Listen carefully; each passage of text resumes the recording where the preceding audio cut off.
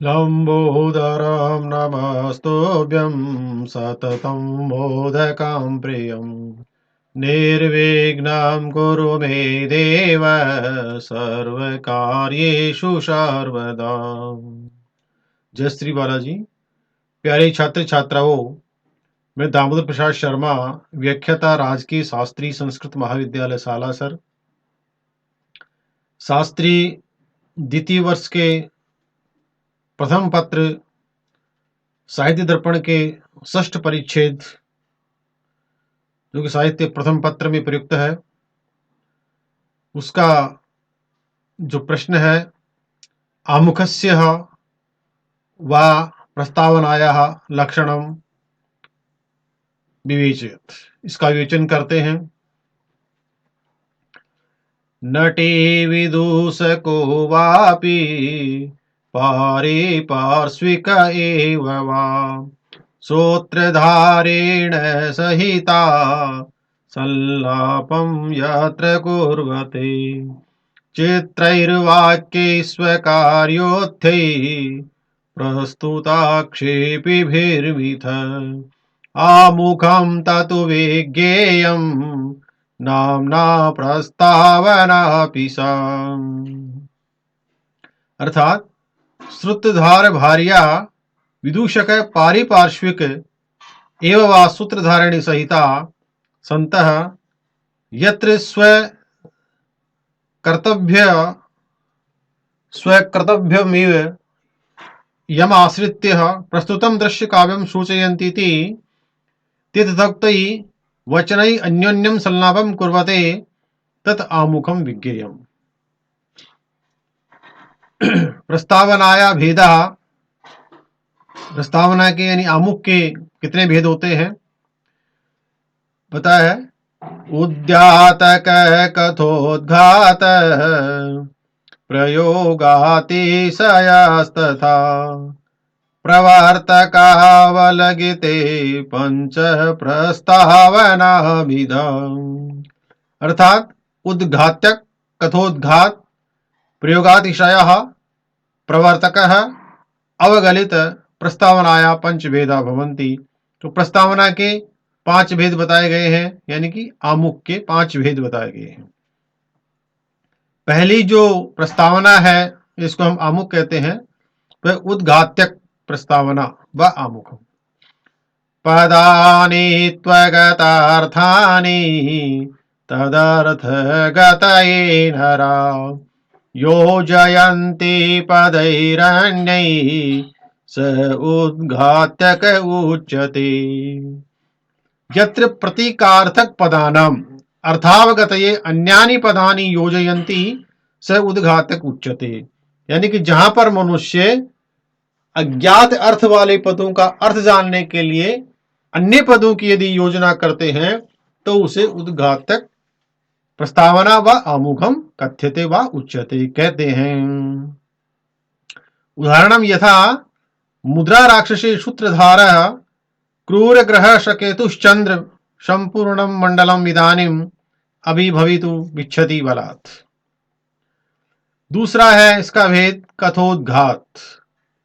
सूत्रधारस्य वाक्यं वा समादायार्थमस्य वा भवेत पात्र प्रवेशस्य कथोद्घात स उच्यते। यत्र सूत्रधारस्य वाक्यम अर्थम वा समादाय पात्र प्रवेशो भवेत चेतसा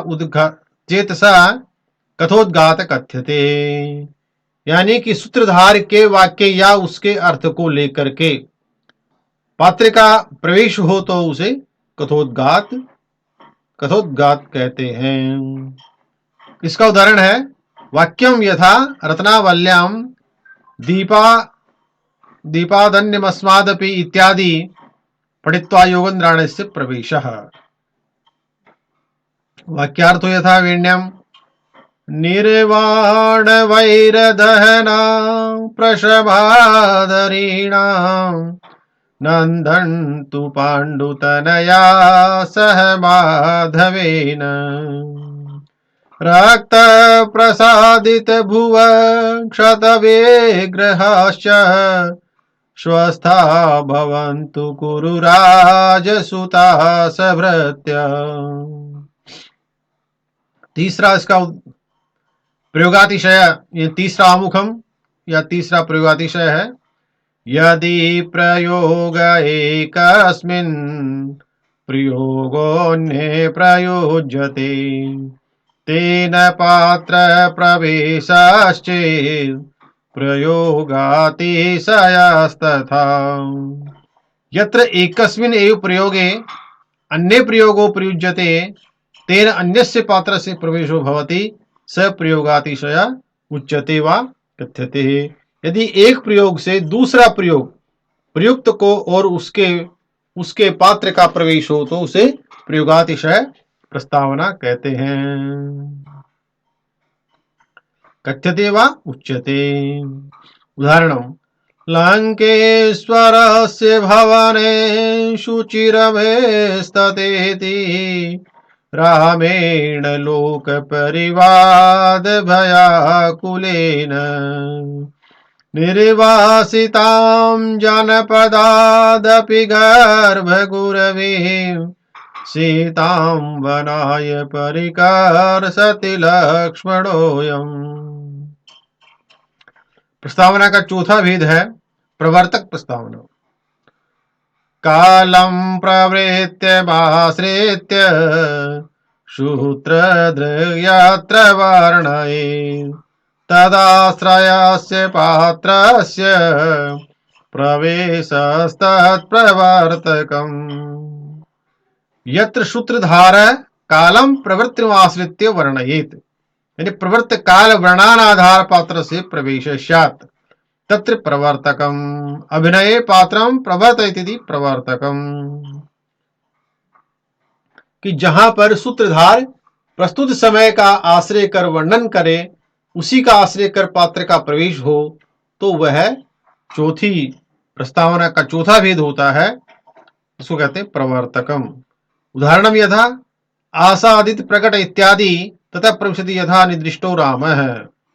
इसका पांचवा भेद है अवगलितम।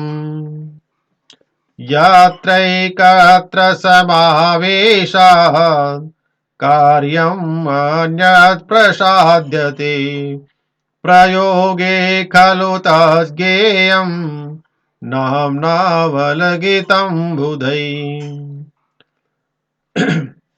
यस्मिन् प्रयोगे एकस्मिन् विषये समावेशात् अपरं कार्यं प्रसाद्यते बुधै तत् अवगलितं कथ्यते वा उच्यते। यानी कि जहां पर एक प्रयोग के सादृश्य का समावेश करके दूसरा कार्य सिद्ध किया जाता है उसे अवगलित प्रस्तावना कहते हैं। जैसे उदाहरणम यथा शकुंतले सूत्रधारो नटिम प्रति तवास्मि गीतरागेण इत्यादि, तो राज्ञ प्रवेश है, उसके बाद राजा का प्रवेश। तो इस प्रकार से ये जो आमुख है यानी प्रस्तावना है, इसके 5 भेदों का विवेचन संपूर्ण हुआ। अब आगे जो है इसका अगला प्रश्न है वो है पताका स्थानक है। पताका स्थान, तो को पताका स्थानक है कति विशेषत कति विधिश्च सुदाहरणम विवेचनीयम या विवेचित। उदाहरण उसका विवेचन करो, ये बताया गया है। तो पताका स्थानकम योज्यम सुविचार्ये वस्तुनि यात्रार्थे चिन्तिते अन्यस्मै तल्लिंगो अन्ये प्रयोज्यते आगंतुकेन भावेन पताका स्थानकं तु नाट आगंतुकेन भावेन पताका स्थानकं तु नाटके पताका स्थानकस्य सम्यक् विमृश्य योजनीयम् यत्र विषये चिंत्यते आगंतुकेन भावेन पत सदृशम अपरः अर्थः प्रयुज्यते तत्पताका स्थानकम। तो पहला इसका वेद है सहसै सहसैवार्थ सम्पत्तिर्गुणवत्योपचारत पताकास्थानकमेदं प्रथमं परिकीर्तितम्। यत्र सहसा उपचारतः उत्कृष्ट गुण संपन्ना फल समृद्धिर्भवति तत्र प्रथम पताका स्थानकम भवति। उदाहरणम यथा रत्नावल्याम, रत्नावली में इसका उदाहरण दिया गया है किस प्रकार से पताका स्थानक होता है। अलमलमति मात्रम साहसेन मुनाते त्वरितमयि विमोञ्च त्वं लतापासमेतं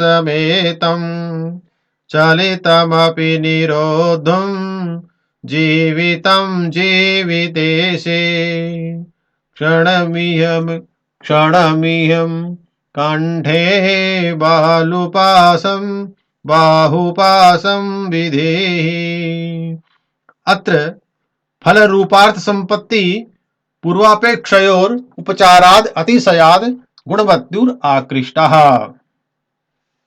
जहां पर सहसा उपचार से उत्कृष्ट फल की प्राप्ति हो उसे प्रथम पताका स्थानकम कहा जाता है, उसका ये उदाहरण है। अब दूसरी जो पताका है उसका लक्षण है वचसातिशयं श्रेष्ठं नानाबन्धसमाश्रयम् पताकास्थानकमेदं द्वितीयं परिकीर्तितम्। यत्र अतिशय श्लेष सहितं नानाबंध समाश्रयम वचः स्यात् तद द्वितीय पताका स्थानकम। जहां पर सहसा जहां पर अनेक बंधुओं में आश्रित अनेक श्लेष युक्त वचन हो तो दूसरा पताका स्थानकम कथ्यते व उच्यते, उसको कहते हैं। इसके बाद हमें इसका तीसरा जो पतानक स्थानक है अर्थोपक्षेपकं यत्तु लीनं स विनयं भवेत् श्लेष्ठ प्रत्युतरोपेतं तृतीयम् इदमुच्यते। यत्र अर्थोपक्षेपक लीनम श्लिष्ट प्रत्युत्तरोपेत सविनयम भवेत इदम तृतीय पताका स्थानकम उच्यते व कथ्यते। जो अर्थोक्षेपक दूसरे अर्थ का सूचक श्लिष्ट प्रत्युत्तरों से युक्त और शय विनय हो तो उसे तीसरा पताका स्थानकम कहते हैं।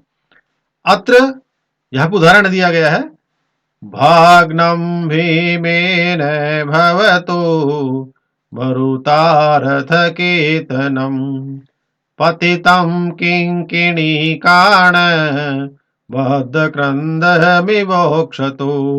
अत्र दुर्योधन उरुभंग रूप प्रस्तुत सक्रांतम अर्थोपक्षेपकम। चौथी पताका स्थानक है द्व्यर्थो वचन विन्यास सुश्रेष्ठ काव्ययोजित प्रधानार्थान्तराक्षेपे पताका स्थानकम परम। यानी कि जहां पर दो अर्थों वाला सुसंबद्ध काव्य में निवेशित और दूसरे प्रधान अर्थ का सूचक वचन का विन्यास हो तो वहां पर चतुर्थ पताका होती है। उदाहरणम यथा रत्नावल्याम उद्दामोत्कलिकां विपाण्डुररुचं प्रारब्धजृम्भाक्षणा संस्वसनोद्गमैरविरलैरातन्वतीमात्मन। अत्र भाव्यार्थ सूचित है। तो ये चार पताका स्थानकम कहीं मंगल के लिए और कहीं अमंगल के लिए सब संधियों में होते हैं, कार्य और कर्ता की जो इच्छा से बार बार भी होते हैं। तो इस प्रकार से ये आपके दो प्रश्न, पहला आमुख प्रस्तावना और दूसरा पताका स्थानकम संपूर्ण हुए। आगे हम जो है अगले वीडियो में अर्थोपक्षेपकाः कति, इस पर विचार करेंगे। जयतु संस्कृतम, जयतु भारतम।